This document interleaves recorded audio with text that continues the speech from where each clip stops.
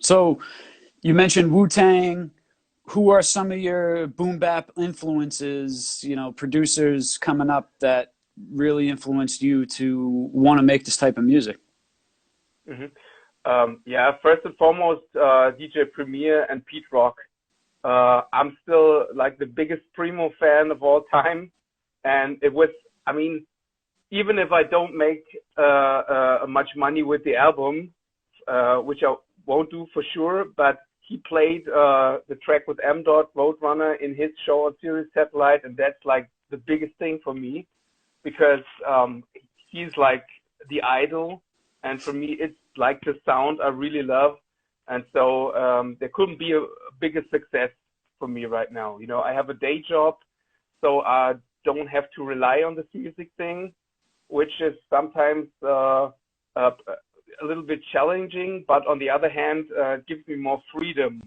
So for me, this is like the biggest success, and I don't have to see how other Spotify plays and things like that.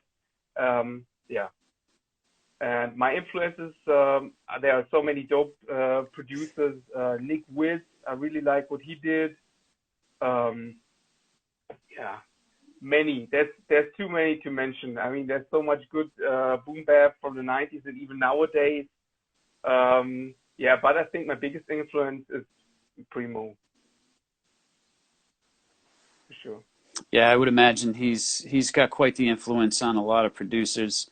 When you're making a beat and you come up with something, you must have a dream artist you want to work with. You must come up with something and say, "Oh man, this would sound really cool for." hmm Who are some other artists that you haven't worked with yet that you do want to work with in the future? Yeah, for me, the number one choice would be Master Ace, to be honest.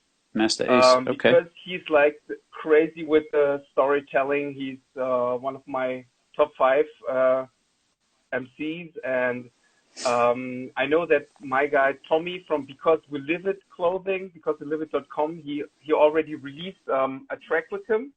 I can show it to you to the fullest with Master Ace, Rex, Rakar, and I did a remix of the original version on that one.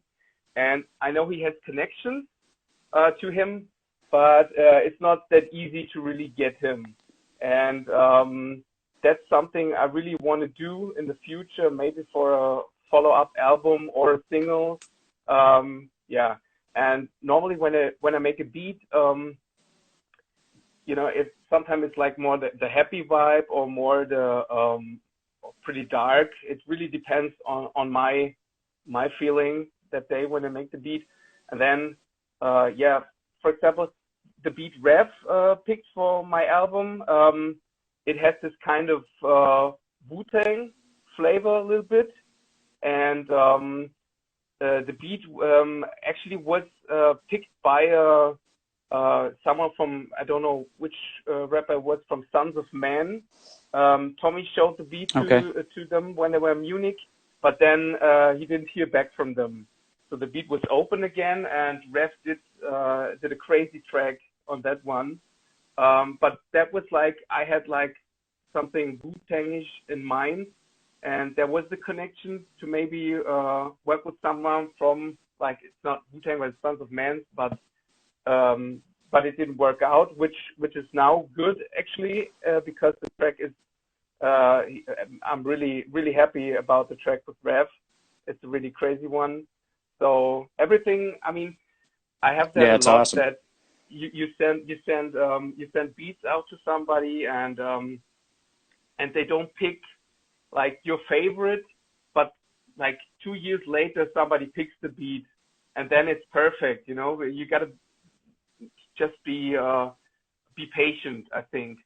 So I really had the experience that if you continue doing your thing and sending out beats, and then everything comes together like a puzzle with the right MCs. So yeah. Yeah, it's an art form, and being a producer, a lot of times you need an artist to complete that piece of work. And, a certain artist might not work today, but tomorrow the right artist might come along. Yeah. for And sure. there's a And lot of great tracks on the album. The Rev song, shout out to Rev, thank you. EMS.